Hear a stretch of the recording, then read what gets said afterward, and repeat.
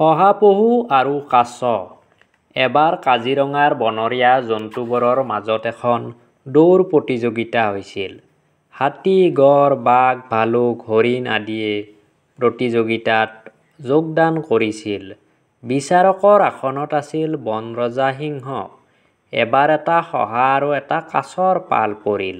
যিয়েই অলপ দূৰত থকা আহঁত গছজোপা আগতে চুব পাৰিব সিয়েই জয় হ'ব। আহঁত গছৰ ছাঁত সিংহৰাজ হাতত বঁটা লৈ বহি আছে। বান্দৰে খেক খেক কৰাৰ লগে লগে আৰম্ভ হ'ল। সহায় দিলে ভিৰাই দৌৰ। একে দৌৰে সি বহুদূৰ আগুৱালে।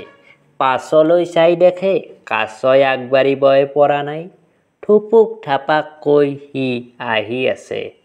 শহাই বিৰিণা এজোপাৰ তলত অলপ শুই ল'বলৈ থিৰ কৰিলে। সেইদিনা বৰ গৰম আছিল। জোৰ বতাহ এচাটি পাই শহা টোপনিত পৰিল। ইফালে কাছ লাহে লাহে আহিয়েই থাকিল। সি গৈ গৈ আহঁতৰ তল পালেগৈ। এনেতে শহাৰ ঘুমটি ভাগিল। সি খপ জপকৈ চকু মোহাৰি দৌৰিবলৈ ধৰিলে। পিছে কামত নাহিল।